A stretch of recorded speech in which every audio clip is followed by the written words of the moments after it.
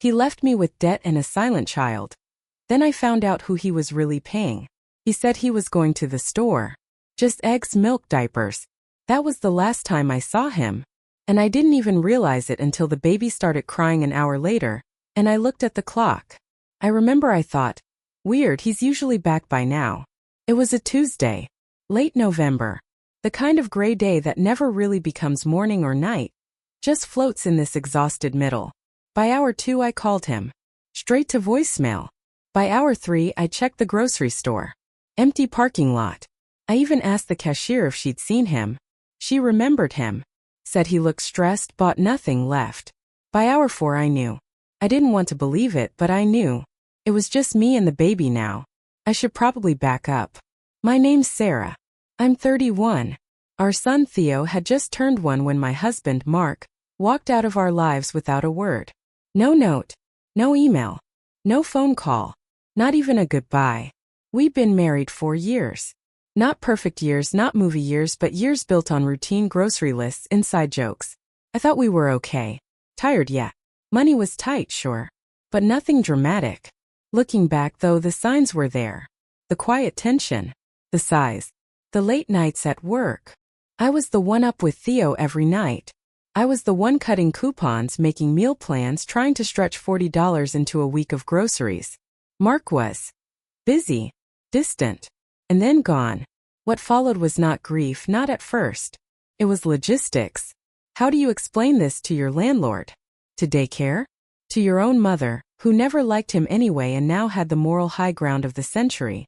Mark left his wallet. That was almost funny. Like he meant to come back. Like he just forgot. Only he also cleared out our savings. Every cent left me $16. 42 and a crying toddler who kept looking toward the door like his dad might walk in any second. And then Theo stopped talking. He wasn't exactly a chatterbox before. He was one. Babbles, giggles, that kind of thing. But now nothing. Not a sound.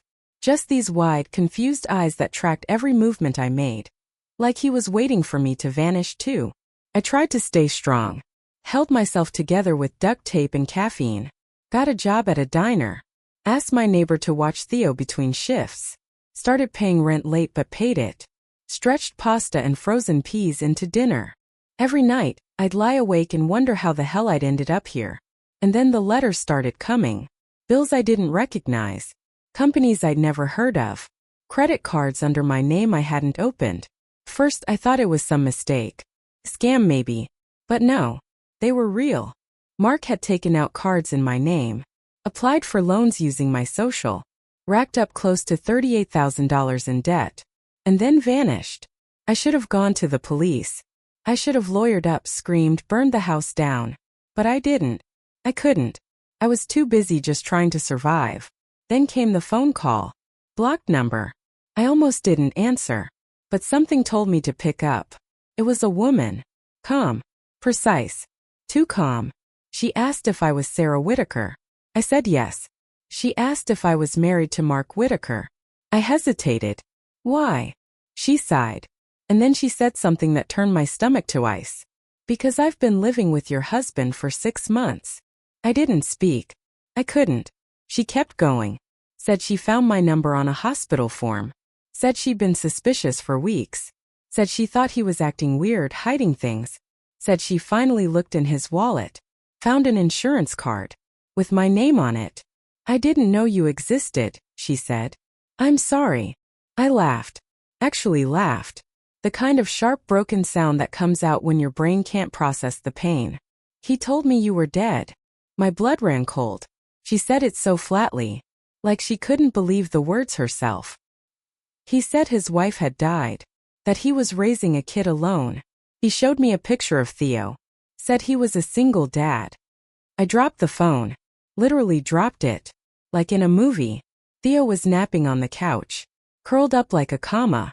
I watched his chest rise and fall and felt something break inside me. He told her I was dead. And then it got worse. The woman's name was Dana. She sounded stunned. Like someone who had just stepped into a stranger's dream and was trying to make sense of the rules. She asked if I was safe. I said yes, though I wasn't sure it was true. Then she asked about Theo. He's okay, I said. But he doesn't talk anymore. There was a silence. A kind of silence you only get when someone is processing pain they didn't earn. I didn't know, she said. God, Sarah, I didn't know. I didn't even know her and I wanted to hug her. Because she sounded more broken up than anyone else had been since Mark left. More than my own family even. Because she believed me instantly. No questions, no disbelief. Just shock then quiet grief. Dana told me she met Mark at a corporate event. He said he was in logistics. Said he was widowed. Said he had one son. Told her he lived with a family friend while saving for a house. Was the friend a woman? I asked. She paused. Yeah. He said she was a co-worker of his late wife, helping with Theo.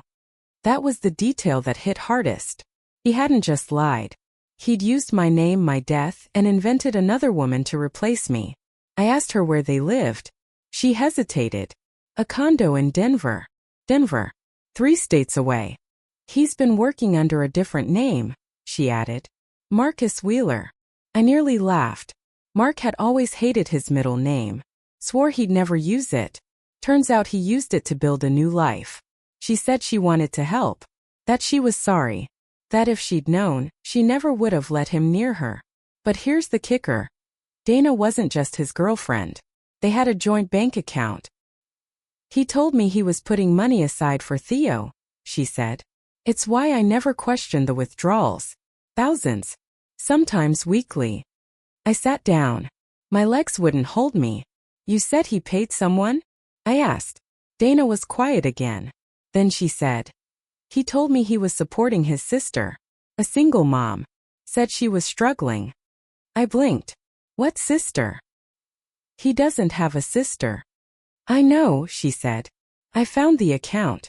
The one the money was going to. It wasn't in a woman's name. Whose was it? And then she said it. James A. Calloway. I didn't recognize the name. He's in Florida. I ran a background check. It's shady. Old felonies. Fraud mostly. My skin went cold.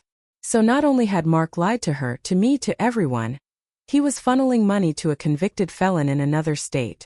Dana and I agreed to stay in touch. We hung up.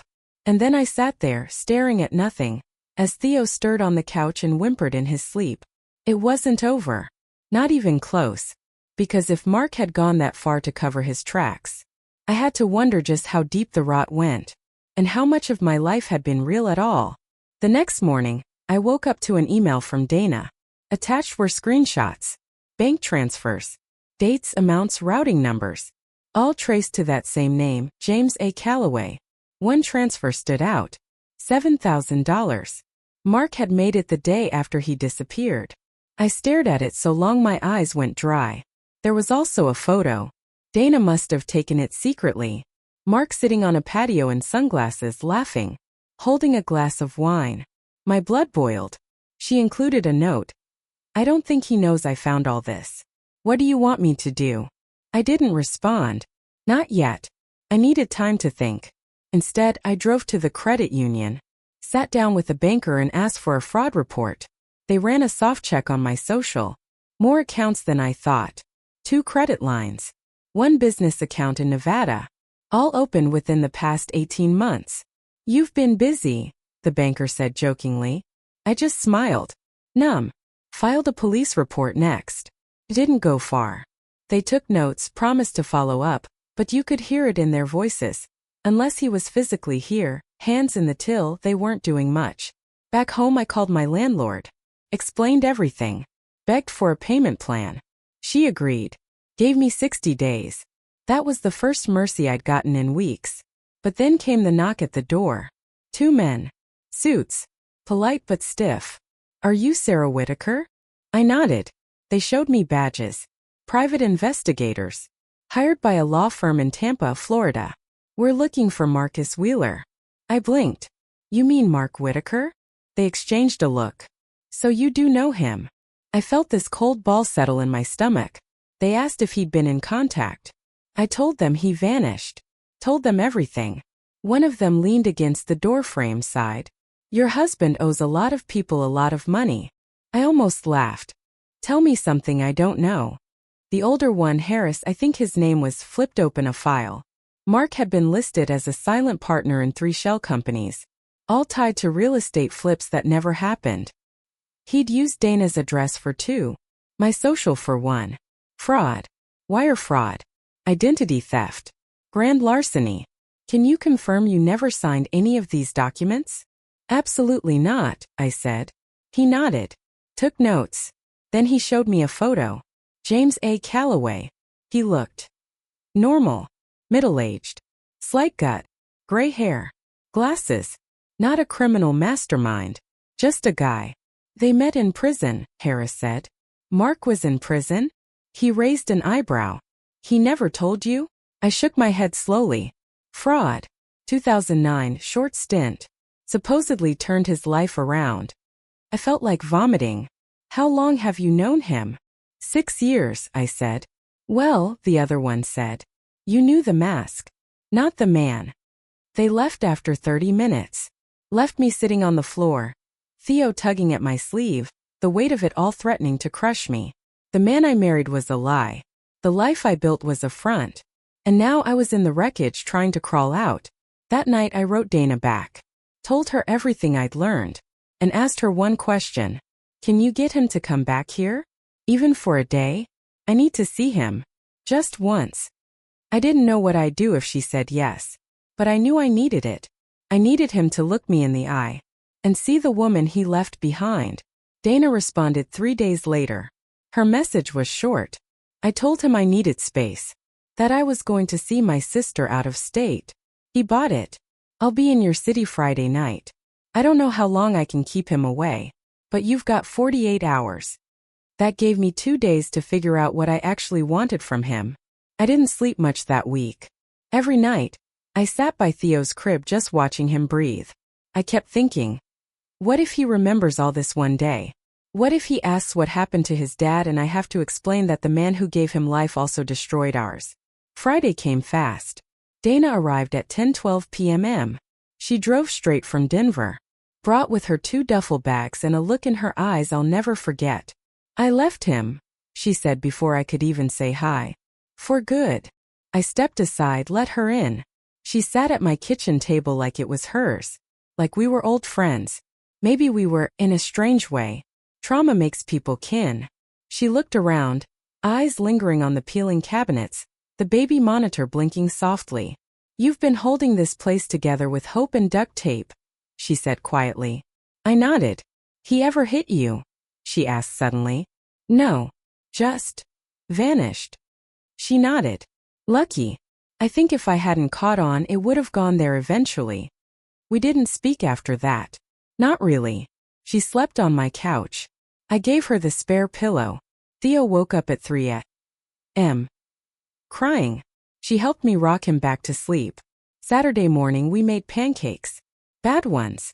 And at 11:43 a.m. he knocked on the door. Mark.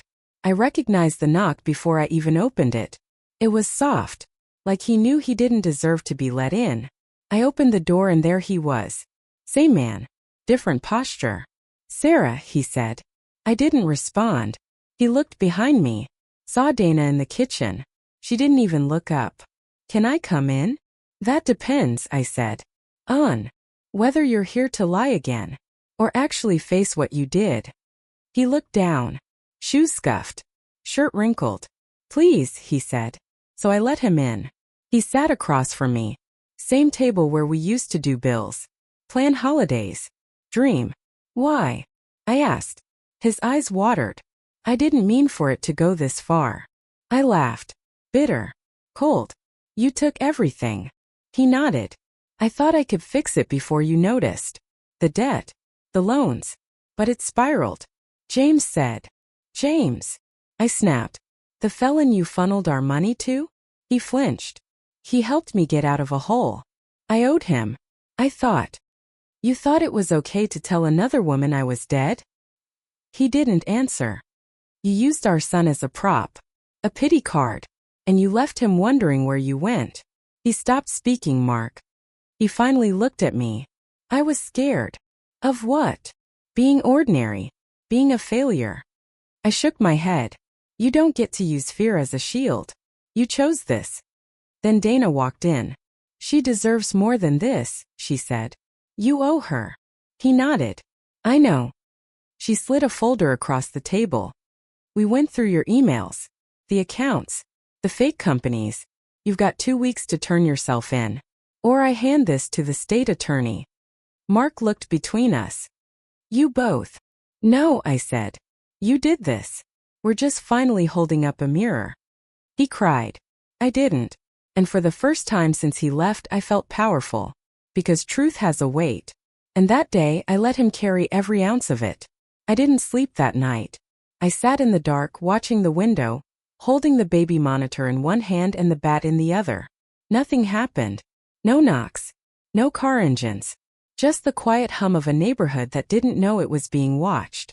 The next morning, I called Harris, one of the PIs who had shown up weeks earlier. Told him what was going on. He didn't sound surprised. He won't confront you, he said. He's a runner. But runners get desperate when they feel the net closing. I asked him if there was anything I should do. He gave me a name. Local lawyer. Good reputation. Low rates. Start with a restraining order, he said. Even if it's not enforceable across state lines, it sends a message. And it builds a paper trail. So I did. The lawyer was blunt but kind. Reviewed the documents. Took one look at the fraud reports and said, you should have called me 2 months ago. Filed the paperwork that day. Had it notarized, stamped, and submitted within 48 hours. Then I changed the locks. Theo was doing better. He started smiling again. Playing. Whispering full sentences to his stuffed animals when he thought I wasn't listening. One afternoon I caught him singing. Off-key and adorable. Twinkle, twinkle, little. Then he stopped. His head turned slowly toward the door. I followed his gaze. A letter. Slipped under the frame. No envelope. Just folded paper. My name on the outside. I picked it up with shaking hands. The handwriting was his. Mark. Inside just 6 words. I'm sorry. I'm not finished yet. No signature. No return address. I crumpled it up and flushed it. Next day I took Theo and we stayed with my coworker Sandra. She had a guest room. A lock on every door. A husband who used to be a Marine. I didn't explain everything. Just said, it's not safe at home. She didn't ask questions. Just made up the bed and poured wine. We stayed 3 nights. No more notes. No more cars. But the sense of being hunted lingered. Like cigarette smoke on old clothes. Then, on the 4th morning I got the call. Is this Sarah Whitaker? Yes. This is Officer Radner from the Denver Police Department. Do you know a Marcus Wheeler? My stomach twisted. Yes. That's my husband. A pause. We have him in custody. I didn't know what to say. He was arrested trying to withdraw $14,000 in cash from a flagged account. Claimed he was closing it. The teller recognized his name from a fraud bulletin. I sank to the floor. What happens now? He's being extradited. Florida's pressing charges. Federal case too. Identity theft, wire fraud, possibly endangering a minor. A minor? There was mention of your son in the affidavits. We're still sorting it out. I thanked him. Hung up. Then I sat there in the guest room, Theo napping in a travel crib beside me, and I cried for the first time in weeks. Not out of grief, but because for the first time something had stuck. Mark was caught. And now finally the real story could begin. The news spread fast. Dana called me first. I saw it on the local feed, she said, her voice tight. He's in custody. She didn't sound relieved. Not exactly. Just stunned. Like she'd finally exhaled after holding her breath too long. We talked for almost an hour. She told me about the last week she'd spent unraveling everything. Freezing her own accounts. Meeting with a financial advisor. Finding her footing again.